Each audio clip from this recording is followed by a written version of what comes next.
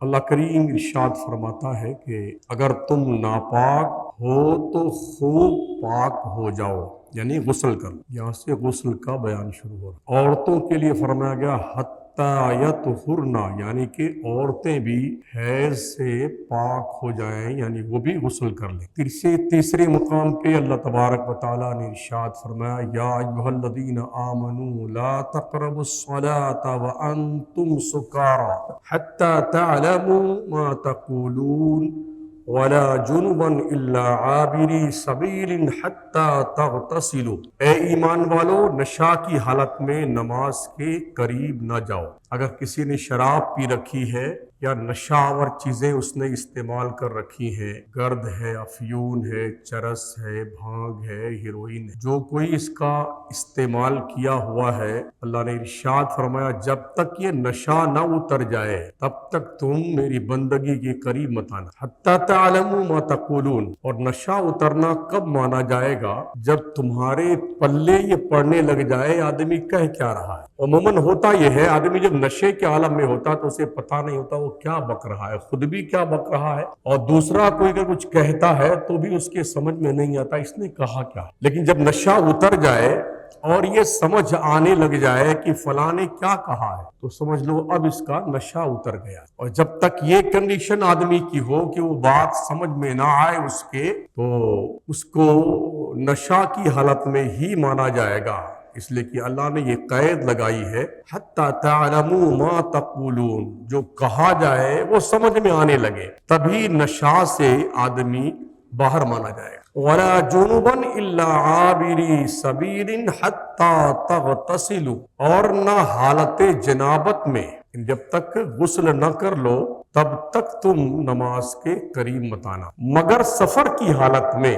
اگر آدمی مسافر ہے، سفر شرعی پہ نکلا ہوا ہے اور وہاں ناپاک ہو گیا اور پانی نہیں ملتا ہے، تو نماز کا وقت آئے تو اب کیا کرنا ہے؟ اسے غسل کی جگہ پہ تیمم کر، وضو کے لیے بھی تیمم ہے اور غسل کے لیے بھی تیمم ہے، یعنی آپ کو نماز پڑھنی ہے، اب وضو کرنا ضروری ہے مگر پانی نہیں ملتا ہے، اس کے لیے حکم ہے کہ پانی تلاش کیا جائے 1-2 کلومیٹر تک۔ اس کا بیان آ گیا ہے انشاءاللہ، چاروں طرف پانی نہیں مل رہا ہے تو پھر تیمم کرنے کا حکم۔ اگر اتنے ایریا میں پانی دستیاب ہے، چاہے پیسہ دے کے خریدنا پڑے، تو پانی لے کر کے وضو کرنے اور وضو کے بعد پھر نماز پڑھی۔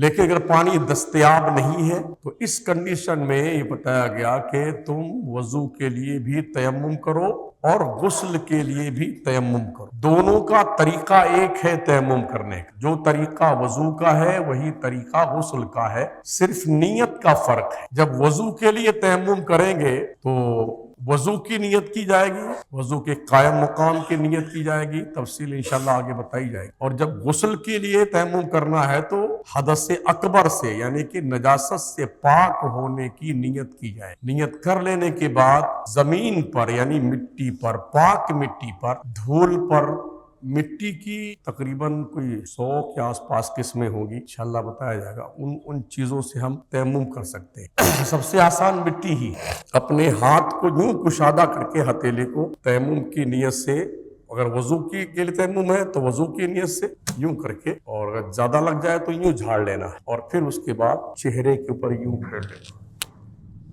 دوبارہ پھر مارا، زیادہ دھول لگے تو جھاڑ لیا، کے بعد آدھے حصے سے یہاں سے لے کر کے یہاں، جو بچا حصہ وہ اس طرف، پھر یہ ہاتھ آدھا حصہ ادھر سے، یہ ہو گیا۔ اتنا ہی تیمم ہے، یہی وضو کا تیمم ہے اور یہی غسل کا بھی تیمم۔ تو یہ جاننے کی ضرورت ہے۔ بخاری شریف جناتی بخاری شریف اور مسلم شریف میں سیدہ عائشہ صدیقہ رضی اللہ تعالیٰ عنہا سے روایت ہے، جب رسول کریم صلی اللہ تعالی علیہ وسلم جنابت کا غسل فرماتے تو کیسے کرتے تھے؟ سیدہ عائشہ فرماتی ہیں شروعات حضور کیسے کرتے تھے، پہلے ہاتھ دھلتے، پھر نماز کے جیسا وضو کرتے، پھر انگلیاں پانی میں ڈال کر ان سے پانی اٹھا کے بال کی جڑوں میں پانی پہنچاتے، یعنی کہ جڑیں تر کرتے، اور پھر اس کے بعد 3 مرتبہ جسم پر پورے پانی بہاتے۔ یہ غسل کا طریقہ سرکار مدینہ صلی اللہ تعالی علیہ وسلم نے بیان فرمایا، آپ کا یہ معمول تھا، اور ام عائشہ صدیقہ رضی اللہ تعالیٰ عنہ نے اس طرح سے بیان جاری فرمایا۔ تو حضور علیہ طیت والثناء نے جو 11 بیویاں آپ کے نکاح میں تھیں، سرکار علیہ السلام نے شادیاں کری تھیں، اس کی ایک وجہ یہ تھی، بنیادی وجہ،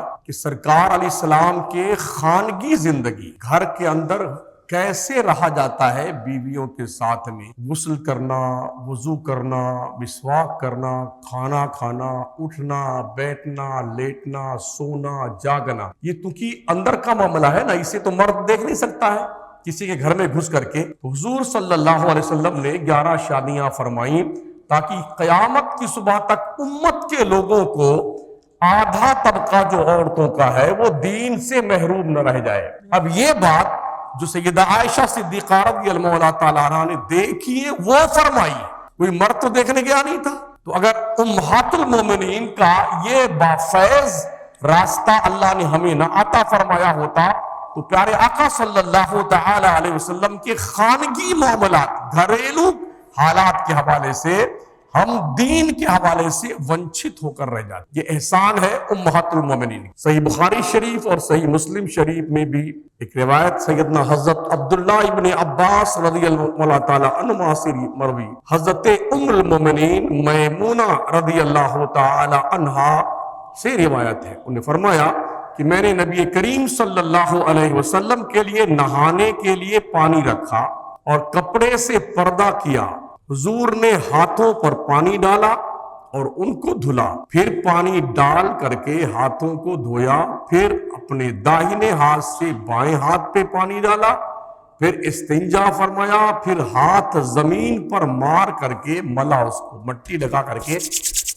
اس زمانے کوئی صابن وابن تو تھا نہیں زیادہ، تو مٹی سے ہی سارا کام ہوتا، تو زمین پر مٹی جو ہے سرکار نے اپنے ہاتھ میں اس کو ٹچ کیا اور اس کے بعد دونوں ہاتھ کو مل کر کے دھویا۔ مطلب استنجا کرنے کے بعد میں جو ہے ہاتھ دھلنا اس لیے بھی حضور اسلام کی سنت مبارکہ ہے، اور تب تک کہ آپ کے ہاتھ میں بو ختم نہ ہو جائے، بدبو ہاتھ۔ کتنا محتاط مذہب ہے اسلام، یعنی اس حد تک بھی انسان کی رہبری اور رہنمائی اسلام کرتا ہے کہ تمہیں کیسے اپنے آپ کو نظافت کے دائرے میں، پاکیزگی کے دائرے میں رکھنا ہے، کیسے صاف ستھرا رکھنا ہے۔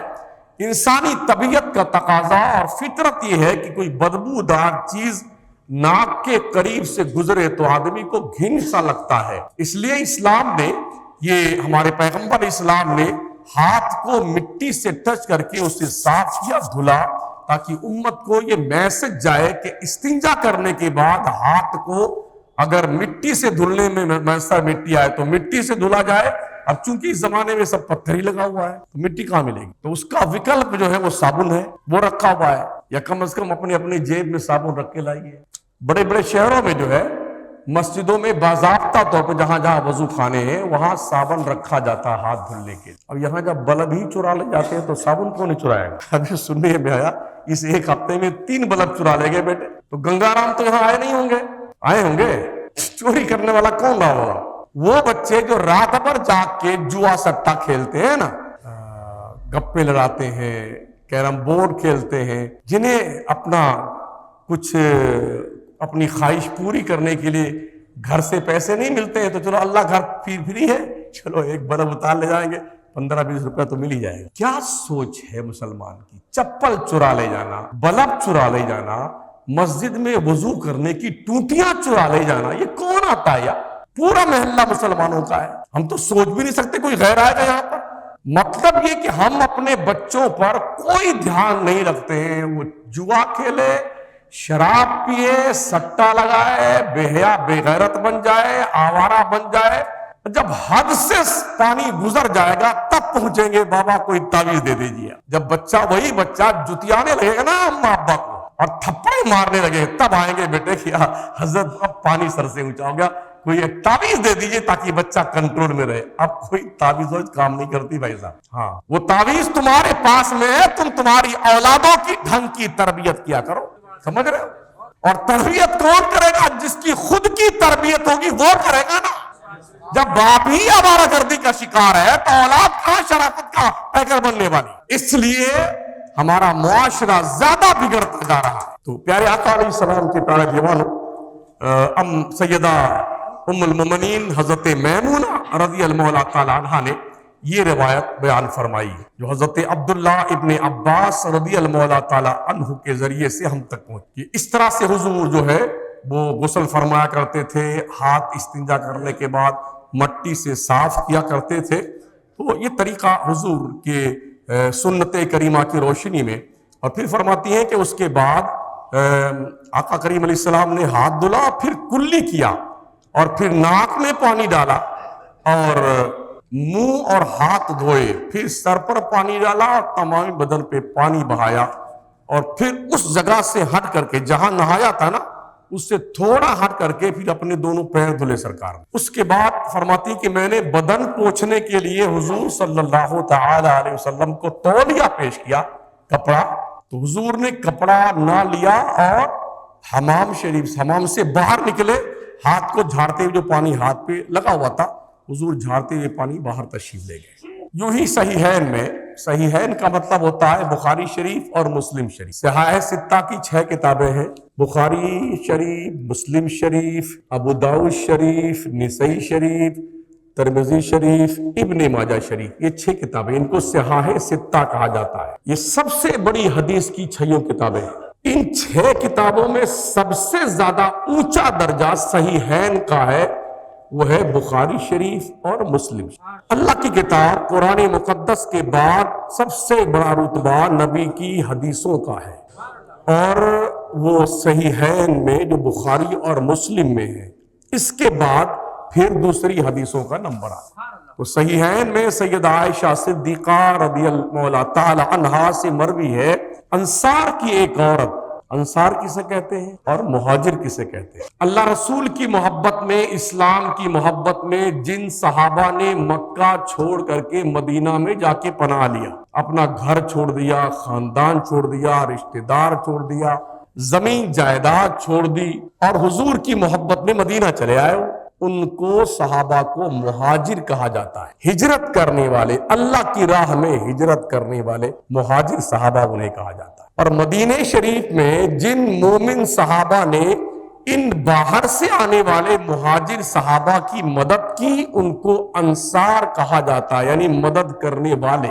آقا کریم صلی اللہ تعالی علیہ وسلم کی امت میں ان دونوں طبقہ کا بڑا اہم رتبہ ہے، انصار کا اور مہاجر کا. اول انصار کا، مہاجر کا رتبہ ہے، اور سیکنڈ درجے میں انصار کا رتبہ ہے. تو یہ دو طبقہ جو ہے نا، مہاجر کا اور انصار کا، یہ وہ طبقہ ہے جس کو اللہ نے شروع میں اسلام کی ترویج و اشاعت کے لیے پسند فرمایا. تو انصار صحابہ میں سے ایک عورت صحابیہ تھیں، وہ رسول کریم صلی اللہ علیہ وسلم کی بارگاہ میں آئیں اور حیض کے بعد نہانے کا مسئلہ پوچھا. یعنی کتنا اس دور میں عورتوں کو بھی دین سیکھنے کا کیسا ذوق و شوق ہوتا تھا. حضور کی بارگاہ میں آئیں کہ ناپاکی کے دن گزرنے کے بعد حضور نہایا کیسے جائے. آج 23 سال کے اندر، 30 سال کے اندر مجھ سے کوئی مرد بھی پوچھنے نہیں آیا کہ شمس الدین غسل کیسے کیا جاتا ہے. یا تو آپ بہت زیادہ جانکار ہیں اس لیے کسی سے پوچھنا بہتر نہیں سمجھتے ہیں، یا بالکل کچھ نہیں جانتے ہیں مگر ایک دھن ہے کہ ہم کیوں کسی سے کچھ پوچھنے جائیں، جو بھی ہے اسے آپ جانیں اور آپ کا کام جائے. تو وہ انصاریہ صحابیہ انہیں حضور کی بارگاہ میں حاضری دی اور حیض کے بعد نہانے کا سوال کیا کہ آقا کریم علیہ السلام نہایا کیسے جائے، پاکیزگی کیسے حاصل کی جائے. آقا کریم علیہ السلام نے اس کو غسل کی ترکیب بتائی، تعلیم فرمائی اور فرمایا کہ نہانے کے بعد مشک آلودہ ایک ٹکڑا کپڑا لے کر کے اس سے طہارت کر. تو انہوں نے عرض کیا حضور اس سے کیسے طہارت کرو؟ سرکار فرماتے ہیں اس سے طہارت کر. انہوں نے عرض کی حضور اس سے کیسے طہارت کرو؟ فرمایا سبحان اللہ اس سے طہارت کر. سیدہ عائشہ فرماتی ہیں میں سنتی رہی، میں نے ان کو زور سے گھسیٹا اپنی طرف اور اندر لے گئی اور میں نے اس کو سمجھایا کہ حضور کے فرمانے کا یہ مطلب ہے اس طرح سے پاکیزگی حاصل کر، جو خون کے دھبے لگے ہوئے ہیں نا، اس خون کے دھبے کو مشک آلود کپڑے سے صاف کر لے، یہ ہے طہارت کا طریقہ۔ اتنی باریک باریک باتیں اسلام نے ہماری زندگی کے اندر سے چن کر کے ہمارے فائدے کے لیے کس طرح سے بیان فرمایا۔ اور آقا کریم صلی اللہ تعالی علیہ وسلم کی ازواج مطہرات اتنی مائنڈڈ تھیں، اتنی سمجھدار تھیں، حضور کا اشارہ تک سمجھا کرتی تھی۔ ہم نے یہاں تک پڑھا ہے بسا اوقات جب بڑے بڑے صحابہ سے کوئی مسئلہ حل نہیں ہوتا تو اما عائشہ صدیقہ کی بارگاہ میں آتے اور دروازے پہ بیٹھتے پردے کے ساتھ۔ سیدہ عائشہ گھر میں ہوا کرتی تھی اور صحابہ اجلے صحابہ کے بعد بڑے بڑے صحابہ آ کر کے پوچھتے، اما عائشہ حضور کے حوالے سے فرمائیے کہ سرکار نے اس سلسلے میں کیا فرمایا، آپ کا معمول کیا تھا؟ تو اما عائشہ صدیقہ اس مسئلے کا تصفیہ فرماتی۔ دین سیکھنے کا شوق اور جذبہ حضور کی ازواج مطہرات کے اندر بہت زیادہ تھا، آج مردوں میں بھی نہیں پایا جاتا ہے۔ دھوپ سیکنے کے لیے آ جائیں گے، ادھر آرام سے بیٹھیں گے اور دھوپ سیکیں گے، اپنے آپ سیک لو۔ جب اللہ تمہاری سیکائی کرے گا نا جہنم کے آگ سے، تب پتا چلے گا میاں ابھی سیک لو دھوپ۔ دین نہیں سیکھنے کا شوق ہے نا، دھوپ سیکنے کا شوق ہے، سیک لو۔ امام مسلم نے حضرت سیدہ ام سلمہ رضی اللہ تعالیٰ عنہا سے روایت کی ہے، وہ فرماتی ہیں کہ میں نے عرض کیا یا رسول اللہ، میں اپنے سر کی چوٹی کو بہت مضبوط گوندھ لیتی ہوں، جو چوٹی ہوتی ہے نا بال کی چوٹی، بہت مضبوط گوندھتی ہوں، تو کیا غسل جنابت کے لیے ناپاکی کے بعد جو غسل کیا جاتا ہے اس غسل کے لیے اس چوٹی کو کھولنا ضروری ہے؟ آقا نے فرمایا نہیں، تجھ کو صرف یہی کفایت کرتا ہے کہ سر میں 3 لپ پانی ڈال لے اور پھر اپنے اوپر پانی بہا لے، پاک ہو جائے گی۔ یعنی جبکہ بالوں کی جڑ تر ہو جائے، پانی ڈالا جائے سر کے اوپر اور بالوں کی جڑ تک پانی پہنچ جائے، تب تو اس چوٹی کا کھولنا ضروری نہیں ہے۔ لیکن اگر پانی بالوں کے جڑ تک نہیں پہنچتا ہے تو گندھی ہوئی چوٹی کا کھولنا فرض ہے۔ کتنی عورتیں اس کا لحاظ کرتی ہیں مجھے نہیں پتا۔ ابو داؤد شریف میں، ترمذی شریف میں، ابن ماجہ شریف میں سیدنا حضرت ابو ہریرہ رضی اللہ تعالی عنہ سے روایت موجود ہے، رسول رحمت صلی اللہ تعالی علیہ وسلم فرماتے ہیں ہر بال کے نیچے ناپاکی ہے، جسم کے ہر بال کے نیچے ناپاکی ہے۔ سر میں کتنے بال ہیں ہمیں بھی پتا نہیں، نہ آپ کو پتا۔ مونچھ شریف کی الگ ہے، داڑھی شریف کی الگ ہے، اور پورے جسم میں جو بال ہے وہ الگ ہے۔ جب ہر بال کے نیچے ناپاکی ہے تو ناپاکی کو دھلنا ضروری ہے، اس لیے ناپاک بندے کو اتنی احتیاط ضروری ہے جب وہ نہائے تو کم از کم اتنی احتیاط سے نہائے کہ وہ مطمئن ہو جائے میں نے جسم کے کسی حصے پر پانی بہانے سے چوک نہیں کی ہے۔ بال برابر بھی کوئی حصہ اگر بھیگنے سے باقی رہ گیا تو غسل نہیں ہوگا جناب صاحب، غسل نہیں ہوگا۔ فرمایا گیا ہر بال کے نیچے ناپاکی ہے تو بال دھو اور جلد کو صاف کرو۔ ابو داؤد شریف میں بھی واپس حضرت مولا علی کرم اللہ تعالی وجہہ الکریم سے روایت موجود ہے، آقا علیہ السلام ارشاد فرماتے ہیں کہ جو شخص غسل جنابت میں ایک بال کی جگہ بھی بغیر دھوئے ہوئے یعنی چھوڑ دے گا، اس کے ساتھ آگ سے ایسا ایسا کیا جائے گا۔ حضور نے کیا فرمایا؟ ایسا ایسا کیا جائے گا، یعنی اس کے کروٹ کو بدل بدل کر کے اسے آگ کے اندر جلایا جائے گا۔ حضرت علی فرماتے ہیں اس لیے میں نے اپنے سر کے بال کے ساتھ دشمنی کر لی ہے، اس لیے میں نے اپنے سر کے بال کے ساتھ دشمنی کر لی ہے، اس لیے میں نے اپنے سر کے بال کے ساتھ دشمنی کر لی ہے۔ یہ 3 بار حضرت علی نے فرمایا۔ مطلب یہ کہ حضرت علی روزانہ اپنا سر مڈواتے تھے۔ اچھا آج اگر مڈوا لیا تو کل کتنے بال سر میں رہیں گے؟ عمرہ کرنے جاتے ہیں نا الحمدللہ، تو آپ دیکھیے آج عمرہ کر لیا اور پھر 2 دن بعد کسی نے عمرہ کیا، یار کچھ ہے ہی نہیں کیا کریں، مگر حکم ہے کہ آپ اس پہ جو ہے استرا پھیریے یا بلیڈ کے ذریعے سے، چاہے کچھ نہ نکلے مگر نکالنا ہے تمہیں عمرے کے بعد۔ تو حضرت علی فرماتے میں نے اپنے بالوں کے ساتھ دشمنی کر لی، نہ بال رہے گا اور نہ ہی جو ہے کوئی گڑبڑی ہوگی۔ آسانی سے ہم اپنے سر کے بال پر نہیں، سر کے کھال پر مسح کر لیا کریں گے۔ وَمَسَحُوا بِرُؤُوسِكُمْ، اللہ نے فرمایا ہے اپنے سروں کا مسح کیا کرو. یہ نہیں فرمایا کہ سر کے بال کا مسح کیا کرو. سر کا مسح کرنے کا اللہ نے حکم دیا ہے. اصحاب سنن اربعہ نے سیدہ عائشہ صدیقہ رضی اللہ تعالیٰ عنہا سے روایت کی. وہ فرماتی ہیں کہ نبی اکرم صلی اللہ تعالی علیہ وسلم غسل فرمانے کے بعد وضو نہیں فرمایا کرتے تھے. یعنی اگر آپ نے غسل کر لیا ہے شریعت کے بتائے ہوئے قانون کے مطابق، اب آپ اسی غسل کے وضو سے، یعنی غسل جو کیا آپ نے اسی غسل سے نماز بھی پڑھ سکتے ہیں اگر وضو نہیں ٹوٹا ہے تو، اور قرآن چھو بھی سکتے ہیں، قرآن پڑھ بھی سکتے ہیں، اور کعبہ کا طواف بھی کر سکتے ہیں. غسل کا جو وضو ہے نا، وضو کیا ہے ابھی آپ کو طریقہ بتایا غسل سرکار کیسے فرماتے ہیں. اس طرح سے کسی نے اگر غسل کیا ہے تو یہ غسل کا آپ کا جو ہے وضو کے قائم مقام بھی ہو جائے گا، اور عبادات مقصودہ اللہ کی عبادت کرنے کے لیے یہی غسل جو آپ نے کیا ہے وہ آپ کے لیے کافی ہوگا. ابو داؤد شریف میں حضرت یعلا رضی اللہ تعالیٰ روایت کرتے ہیں رسول اکرم نے ایک شخص کو میدان میں نہاتے ہوئے دیکھا. بہت سارے لوگ ہوتے ہیں باہر ہی نہانے لگتے ہیں، چوک میں بیٹھ کے نہا رہے ہیں، آنگن میں بیٹھ کے نہا رہے ہیں، کھلے لنگی باندھی بھی نہا رہے ہیں. تو حضور ممبر پہ تشریف لائے. جب حضور کوئی بات دیکھتے تھے صحابہ کے بیچ میں تو رسول رحمت صلی اللہ علیہ وسلم ممبر پہ آ جاتے تھے، اور صحابہ کو یہ پتا ہوتا تھا جب بھی حضور ممبر پہ جا رہے ہیں اس کا مطلب کوئی ضروری بات بتانے کے لیے تشریف لائے. جیسے حضور کو ممبر پہ جاتے دیکھتے صحابہ، ویسے صحابہ جھرمٹ بنا کر حضور کی بارگاہ میں آ جاتے. تو آقا کریم علیہ السلام ممبر پہ تشریف لے گئے، حمد الہی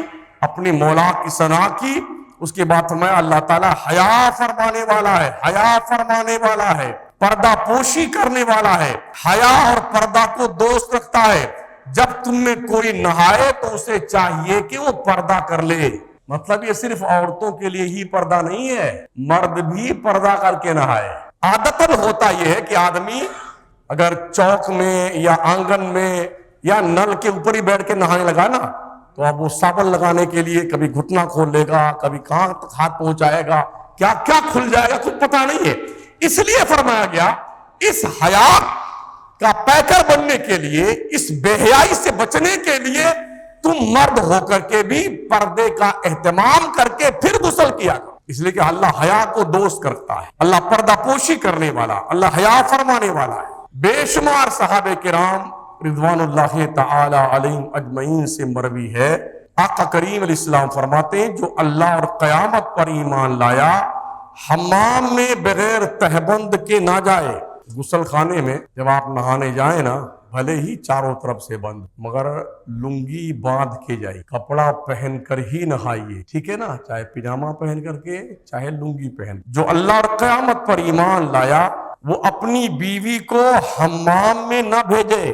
اس کا ایک مطلب تو یہ ہے کہ جب آپ نہا رہے ہو حمام میں تو آپ اکیلے نہا کے بھی باہر تشریف لے آئیے، وہاں بیوی کو مت بلائیے، یہ بھی حیا ہے. ام عائشہ صدیقہ رضی اللہ تعالیٰ عنہا کی روایت ہے کہ حضور صلی اللہ تعالی علیہ وسلم کا ستر ہم نے کھلا نہیں دیکھا. جتنی دیر تک کی ضرورت ہوتی تھی اتنی دیر کے لیے اتنا ہی حصہ کپڑے کا ہٹاتے تھے سرکار جتنے کی ضرورت ہوتی. اور یہ بھی حدیث شریف میں آیا کہ ہمارے حضور صلی اللہ علیہ وسلم حیا فرمانے میں کنواری لڑکیوں سے زیادہ حیا فرماتے تھے. ہمارے حضور بڑے حیادار. سیدہ عائشہ صدیقہ نے حمام میں جانے کا سوال کیا. جب یہ بات سنی نا سیدہ عائشہ نے کہ جو قیامت پر اور اللہ پر ایمان لا رہے اس سے چاہیے کہ وہ اپنی بیوی کو حمام میں نہ بھیجے. جب یہ سنا سیدہ عائشہ صدیقہ نے تو سوال کیا حضور سے یا رسول اللہ عورتوں کے لیے حمام میں خیر نہیں؟ عرض کی گئی تہبند باندھ کر جاتی ہیں تب بھی؟ فرمایا اگرچہ تہبند اور کرتا اور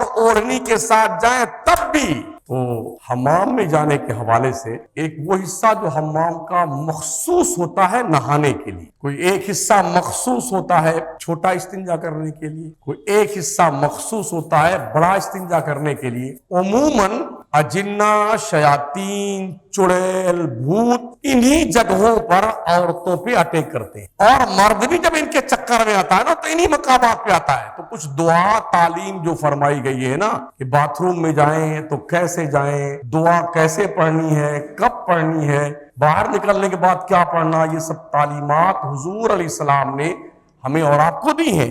لیکن کتنے لوگوں کو یاد ہے مجھے خود ہی نہیں پتا ہے۔ صحیحین میں ہے، حضرت ام سلمہ رضی اللہ تعالیٰ عنہ فرماتی ہیں کہ ام سلیم نے عرض کی یا رسول اللہ صلی اللہ علیہ وسلم، اللہ تعالیٰ حق بیان کرنے سے حیا نہیں فرماتا؟ ہاں، ان اللہ لا یستحی ان یضرب مثلا ما بعوضہ، بے شک اللہ حیا نہیں فرماتا مکھی مکڑی وغیرہ کی مثال دینے سے۔ تو کیا جب عورت کو ناپاکی ہو یعنی احتلام تو اس پر نہانا ہے؟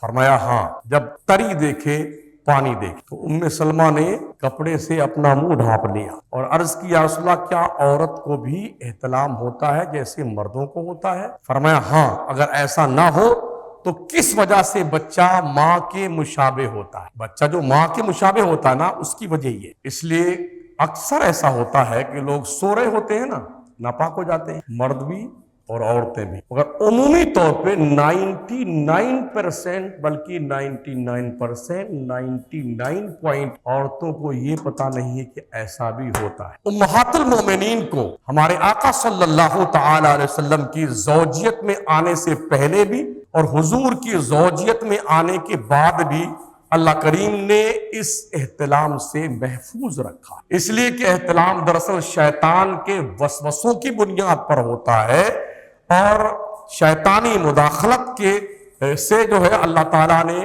امہات المومنین کو پاک رکھا ہوا۔